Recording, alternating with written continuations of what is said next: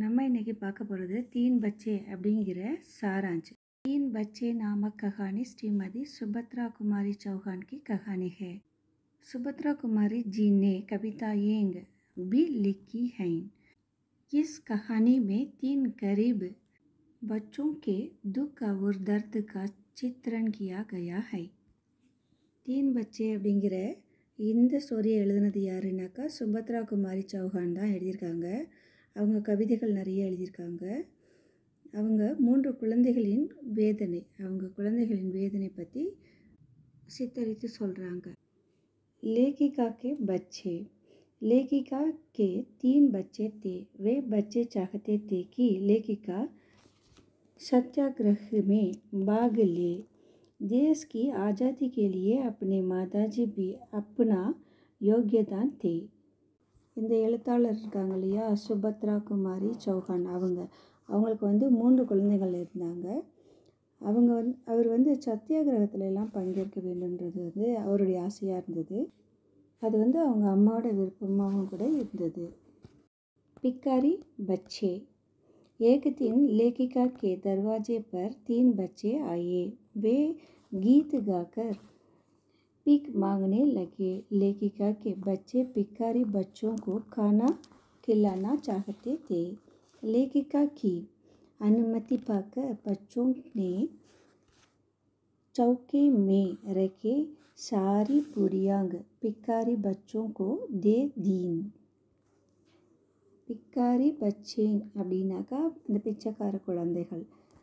ஒரு நாள் என்ன பண்ணியிருக்கு, அந்த 3 குழந்தைகளும் எழுத்தாளர் வீட்டு வாசலில் பாடலெல்லாம் பாடிக்கிட்டு இருந்தாங்களாம்। அப்படி பாடி அவங்க பிச்சை எடுக்க ஸ்டார்ட் ஆகிட்டாங்க। எழுத்தாளருடைய குழந்தைகள் பார்த்திங்கன்னா அவங்களுக்கு உணவு கொடுக்கணும் அப்படின்னு அவங்க விரும்பினாங்க।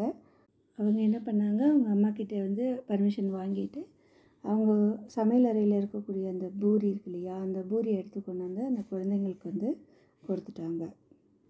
पिकारी बच्चों की कहानी। पिकारी बच्चों ने लेखिका को अपनी कहानी सुनाई। वह इस प्रकार है।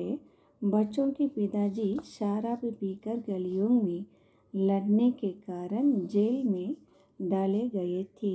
उनकी माता ने पुलिस वालों को पीटा तो उसको भी जेल में डाल दिया गया है। उन बच्चों को सबसे छोटा भाई मां के साथ जेल में है। वे बच्चे जेल के पास के पुल के नीचे रहा करते हैं। அந்த பிச்சைக்கார குழந்தைகளினுடைய கதையை சொல்கிறாங்க யார்கிட்டனா, எழுத்தாளர்கிட்ட। எழுத்தாளர் யாருன்னா சுபத்ரா குமாரி சௌஹான்। சுபத்ரா குமாரி கிட்ட சொல்கிறாங்க। அப்போ அந்த குழந்தைகள் என்ன சொல்கிறாங்க, எங்கள் அப்பா குடிச்சிட்டு தெருவில் சண்டை போட்டாங்க, அதனால சிறையில் அடைச்சிட்டாங்க அப்படின்னு சொல்கிறாங்க। அது காரணமாக அவங்க அம்மா போலீஸ்காரங்களை இவங்க அம்மா அடிச்சிட்டாங்களாம்। இது காரணமாகச்சு அவங்களையும் தூக்கி ஜெயிலில் போட்டாங்க। இவங்க 3 பேருக்கும் அடுத்து ஒரு சின்ன பையன் இருந்திருக்கான், அதாவது தம்பி। அவனும் தன்னோட தாயோடைய ஜெயிலுக்கு போயிட்டாங்களாம்। இந்த 3 குழந்தைகளும் ஜெயிலுக்கு அடியில் உள்ள ஒரு பாலம், ஜெயிலுக்கு பக்கத்துலேயே இருக்குது, அதுக்கு கீழே அடியில் ஒரு பாலம் இருக்கும் போல இருக்குது, அதுக்கு கீழே இவங்க 3 பேருமே வசிக்கிறாங்க। அங்கே தான் தூங்குவாங்களாம், அங்கே தான் எல்லாம் பார்த்துப்பாங்களாம், அங்கே தங்கியிருக்காங்க। जेल में लेखिका। लेखिका सत्याग्रह करके जेल गई। वे अकेली स्त्री थी, इसलिए उनको अस्पताल में रख गया। लेखिका की सेवा के लिए एक औरत तैनात थी। उसका नाम लकिया था। उसका बच्चा उसके साथ था।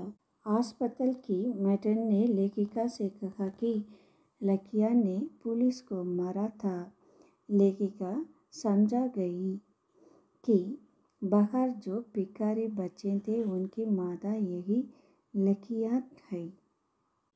சிறையில் எழுத்தாளர் எழுத்தாளர் சத்தியாகிரகம் செஞ்சு அதுக்கப்புறம் சிறையில் அடைக்கிறாங்க।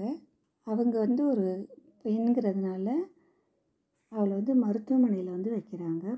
அங்கே கொஞ்சம் எழுத்தாளருக்கு வந்து சேவை பண்ணுறதுக்கு யாராவது ஒரு பெண் வந்து பணிக்கு வேணும், வேலைக்கு வேணும் அப்படின்னு வேலைக்கு வந்து அமர்த்துறாங்க. அப்போ வந்து லக்கியாங்கிற கேர்ள் வந்து அவங்களுக்கு வந்து ஹெல்ப் பண்ணுறாங்க. அவங்கள பற்றி இந்த ஆத்தருக்கு, இந்த ரைட்டருக்கு வந்து தெரியுது. இவங்க தான் வந்து லக்கியா, இவங்க தான் போலீஸ்காரங்களை அடிச்சுட்டு இவங்க வந்து ஜெயிலுக்கு வந்திருக்காங்க. மேலும் அது வந்து அவங்க அந்த குழந்தைங்களுடைய தாய்ங்கிறத வந்து அவங்க தெரிஞ்சுக்கிறாங்க. இதெல்லாம் யார் சொன்னான்னாக்கா, அங்கே இருக்கக்கூடிய மெட்ரன் அப்படிங்கிற ஒரு ஆசிரியர், ஒரு ஆள் வந்து சொல்கிறாரு. बरसात उस रात को पानी खूब बरसा, बादल गरजते हैं। लेखिका को बाहर बुल के नीचे सोने वाले उन 3 बच्चों की याद आई। लेखिका ने भगवान से सब बच्चों की रक्षा करने की प्रार्थना की। அன்றைக்கி வந்து பலத்த மழை, ரொம்ப ஃபாஸ்ட்டாக மழை நல்லா பெஞ்சுதான். அதில் பார்த்திங்கன்னா வெள்ளமே வந்துருச்சான். மழை நல்லா பெஞ்சதுனால மழை தண்ணியெலாம் நிறைய போய் வெள்ளம் வந்துடுச்சு. அதில் இந்த பாலத்துக்கு கீழே தூங்கிட்டு இருந்தாங்க இல்லையா, அந்த 3 குழந்தைங்களும் என்ன பண்ணுவாங்களோன்னு அந்த எழுத்தாளர் யார், சுபத்ரா குமாரி சவுகான், அவங்களுக்கு வந்து அதே ஞாபகமாகவே இருந்ததா.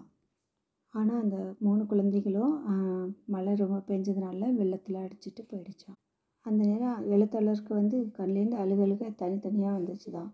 அந்த நேரம் பார்த்து லக்கியா வந்தாங்களா. லக்கியா கிட்டே கேட்குறாங்களா, உங்களுக்கு எத்தனை குழந்தைகள்னு கேட்குறாங்களா.